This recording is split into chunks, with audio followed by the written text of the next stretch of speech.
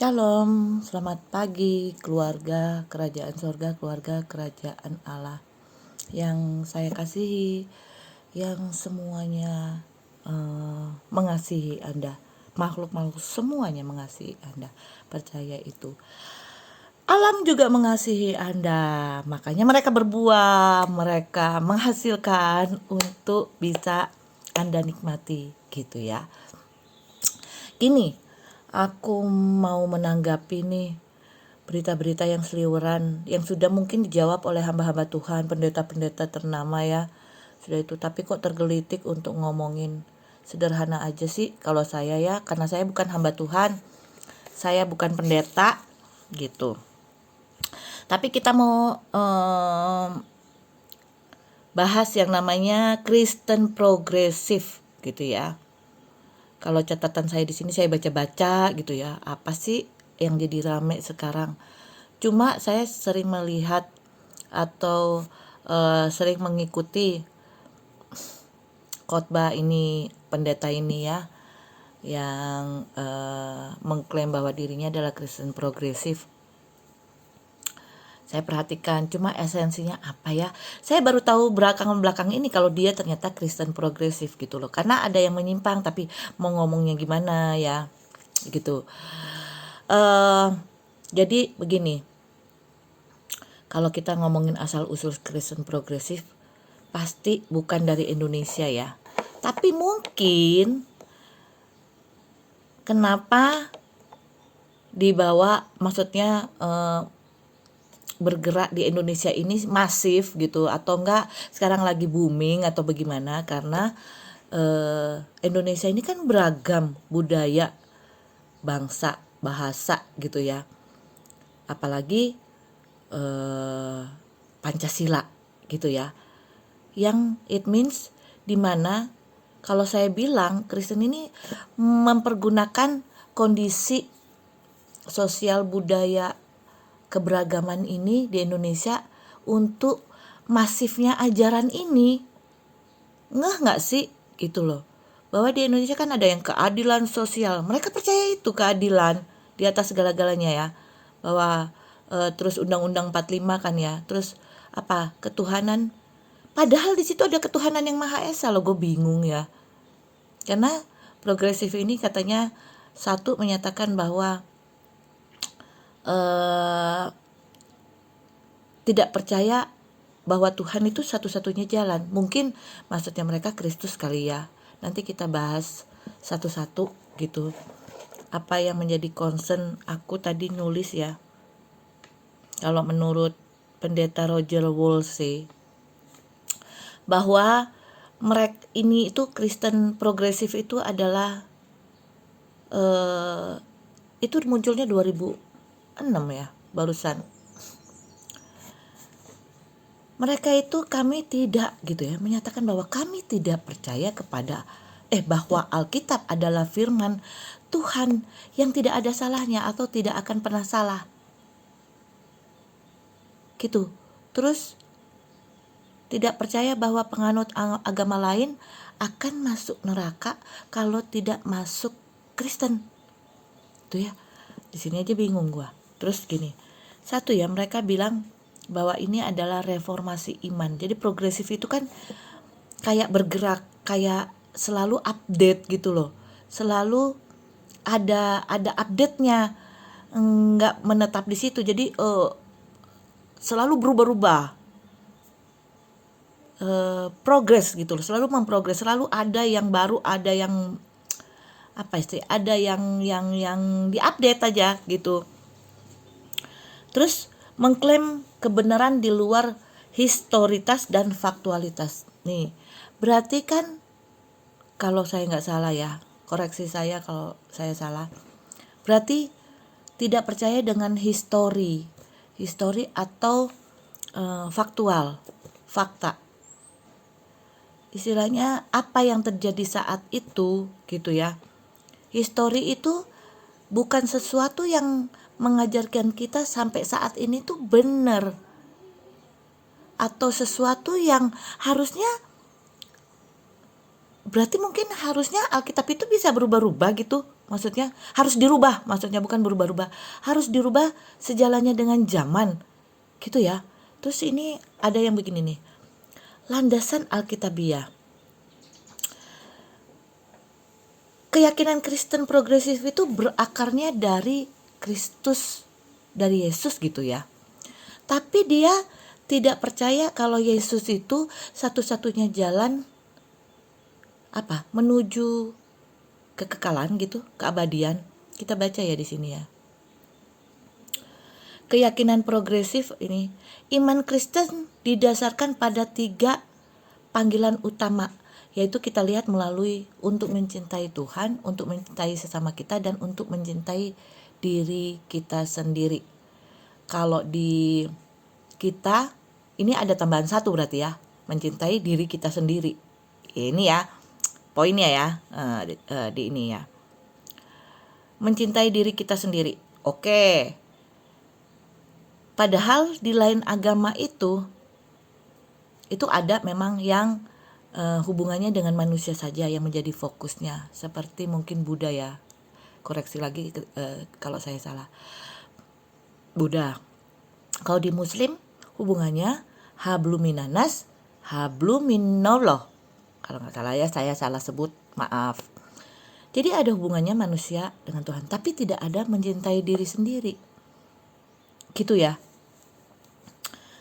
Kalau mencintai diri saya sendiri, ya mencintai diri saya sendiri perspektifnya seperti apa kan gitu. Kayak gini nih misalnya, kita ada di satu kelompok yang toksik gitu ya. Karena saya mencintai diri saya supaya tidak menjadi toksik seperti dia, saya akan keluar dari situ kan gitu ya. Tapi kalau konteksnya mencintai diri, terus kita bisa melakukan apa saja untuk mencintai diri saya, bahkan itu yang ada istilahnya di lingkup dosa, ya tunggu dulu gitu loh. Nah, kamu manutnya kan ajarannya siapa gitu ya. Di sekolah aja kita ini sama guru, di mana-mana kita selalu punya yang namanya leader, punya yang namanya pemimpin, punya yang namanya raja atau apa. Semuanya itu ada hierarkinya gitu. Ada hierarkinya, nggak bisa kamu ini sendiri, tinggal aja di hutan gitu. Aturan termasuk itu, suatu aturan itu suatu yang kita ikuti, yang kita anut, kita kita coba implementasikan ke dalam kehidupan kita. Aturan itu pasti baik, nggak ada aturan itu jahat gitu loh, nggak ada. Satu itu. Kedua, iman Kristiani adalah cara kita setia kepada Allah, tapi itu bukan satu-satunya cara. Gimana ya? Kamu percaya sama Tuhan Yesus, dasarmu Alkitab, tapi kamu tidak mempercayai bahwa Tuhan Yesus itu tuh satu-satunya kebenaran. Padahal di Alkitab itu Yesus adalah kebenaran. Firman Tuhan itu adalah kebenaran dan hidup. Gitu. Kalau kita sudah benar, berjalan pada koridornya, berjalan pada kehendaknya, itu kita akan hidup. Hidup itu kan bukan hidup di sini aja gitu loh, di dunia, tapi di kekekalan nanti gitu. Terus ini ya, yang nih ketakutan bahwa hanya ada satu, gini ya, kekuatan iman Kristiani untuk mengubah kehidupan tidak mengharuskan iman itu benar secara eksklusif. Dalam arti begini ya, kalau dia mempercayai bahwa Tuhan Yesus bukan satu-satunya jalan menuju surga misalnya, Tuhan Yesus bukan satu-satunya jalan kebenaran dan hidup gitu ya. Semua mau menuju ke suatu tempat itu tuh, kalau maksudnya mereka kalau nggak kereta yang benar gitu ke Yesus, semuanya apa? Ke neraka gitu. Lah, lu gimana percayanya sama siapa? Gue bingung ya gitu loh. Nanti kita ngomong di ini ya, di terakhir ya. Terus dia bilang gini, Ketakutan bahwa hanya ada satu kereta menuju Tuhan, dan jika Anda tidak benar di kereta yang benar, Anda akan masuk neraka. Jadi mereka percaya itu, padahal dasarnya Alkitab. Percaya Tuhan Yesus, tapi tidak percaya bahwa Tuhan itu jalan satu-satunya menuju Yesus. Dia tidak percaya bahwa Yesus jalan satu-satunya menuju ke Tuhan. Gitu loh. Padahal di Indonesia ini ada keberagaman agama. Gitu loh. Lah, saya jadi bingung, ini anutan lu itu yang sebenarnya kalau Kristen kan sudah ada di Alkitab. Kembali aja ke Alkitab, itu yang benar. Gitu loh. Jangan alih-alih membuat suatu ajaran, kesannya itu kamu ingin mendapatkan banyak pengikut gitu loh. Yang kan modus ya namanya ya.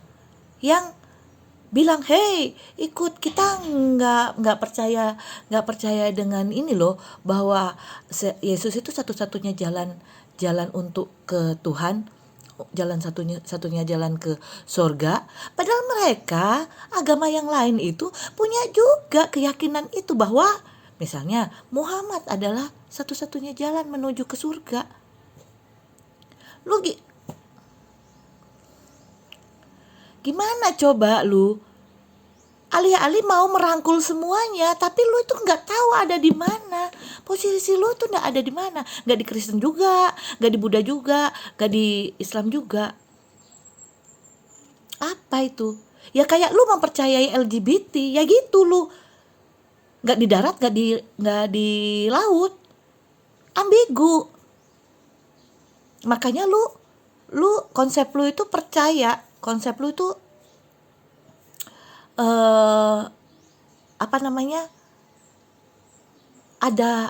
ada toleransi, ada kompromi untuk yang namanya LGBT dan semacamnya lah ya.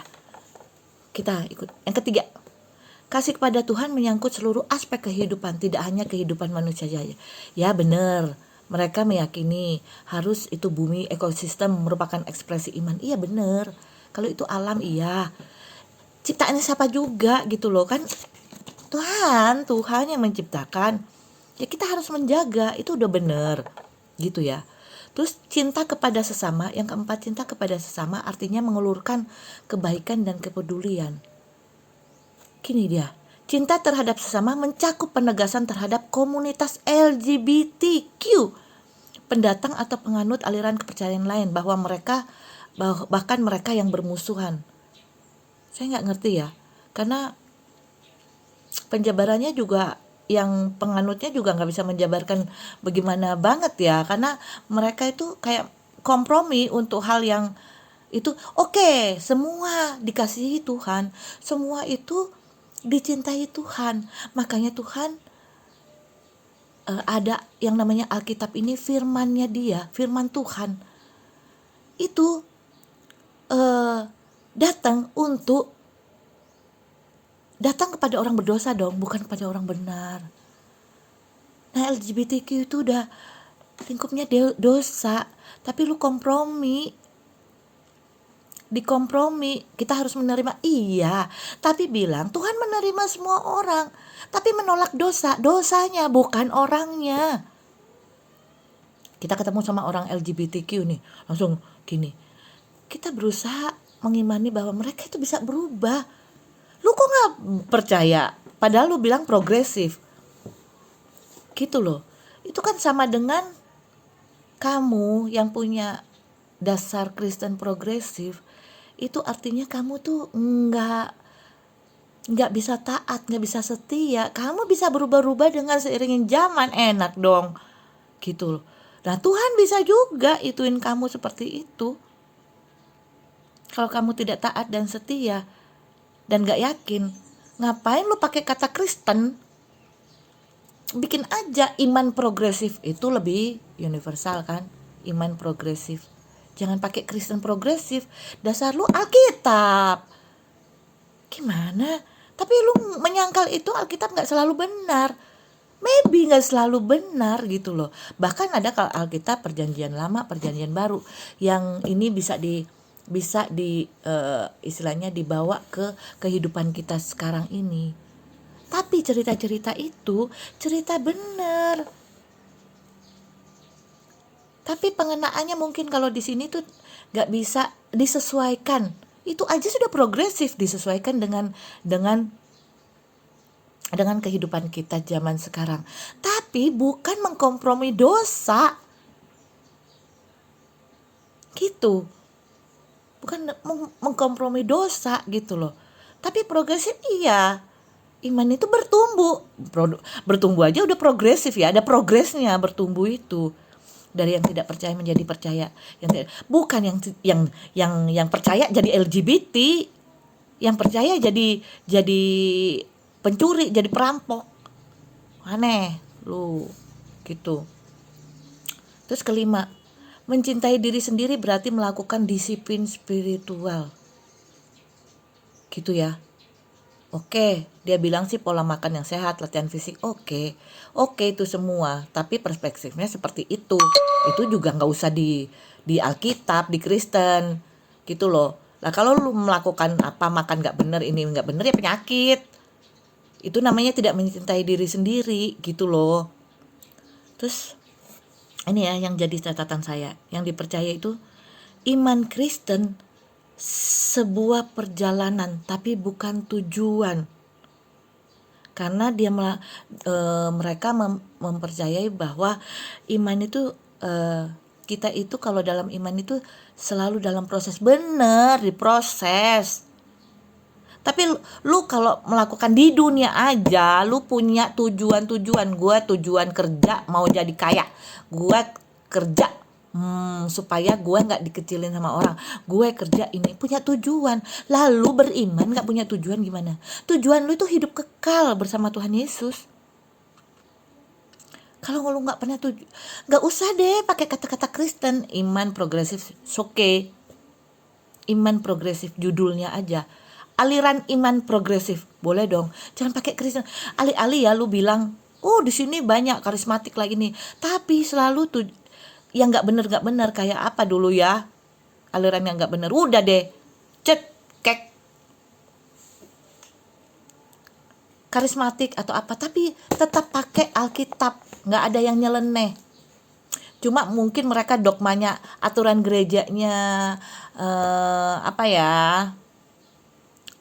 misalnya pujian penyembahan itu, misalnya ini pakai musik, ini enggak, ini pakai ini, bahkan kalau di sini ada yang namanya gemim itu kayak intonasinya itu selaras, semua gereja di sini begitu.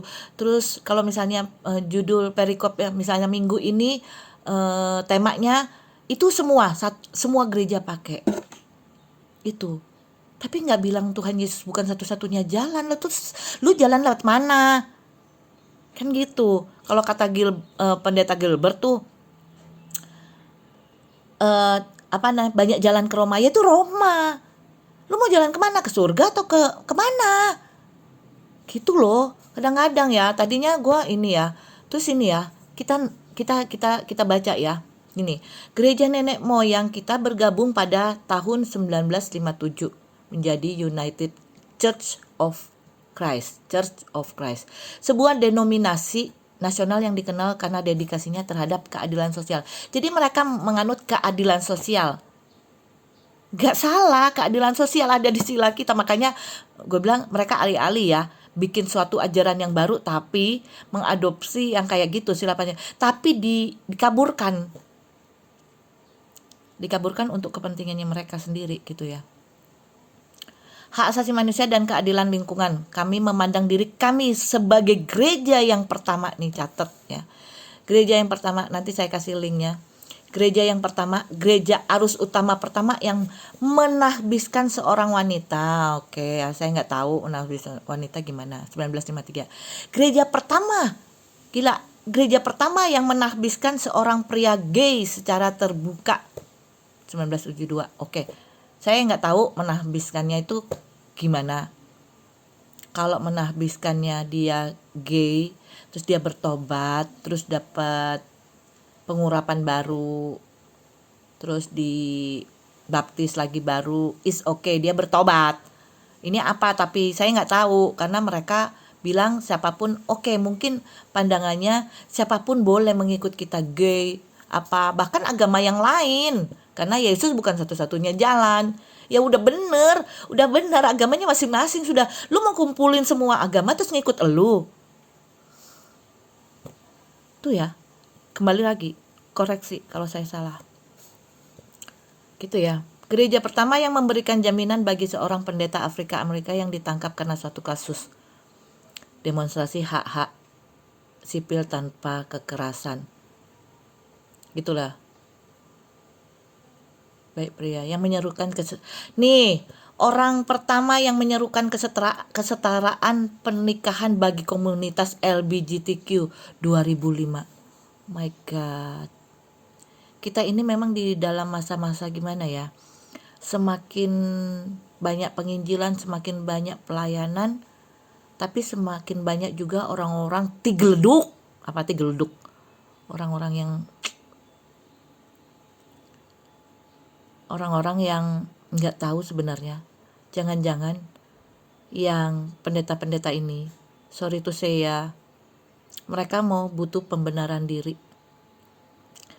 Mereka butuh yang namanya, atau enggak, aktualisasi dirinya gini loh. Gue kok gak maju-maju ya, mau jadi pendeta, mau jadi pengusaha gak bener, mau jadi ini gak bener, mau jadi pendeta juga gimana ya caranya supaya gue terkenal, gue apa, jadi dicari-cari lah, gue mau ngikut ini lah, gue pikir sedeng lu gitu loh. Karena gimana ya, kalau lu bilang bawa-bawa Kristen progresif, oke, Kristen itu adalah suatu agama, tapi agama yang mempercayai Kristus sebagai satu-satunya jalan kebenaran dan hidup untuk menuju ke Allah, Tuhan, surga, itu Yesus. Karena Yesus itu kan ada dua ya, sebagai ketuhanan 100% naturnya sebagai Allah, 100% naturnya sebagai manusia juga 100%. Jadi dia sendiri itu adalah firman. Dia turun sebagai manusia. Yang lu percaya apa? Kalau Yesus bukan satu-satunya jalan, lu bisa langsung ke Tuhan, silakan lu. Mati dulu.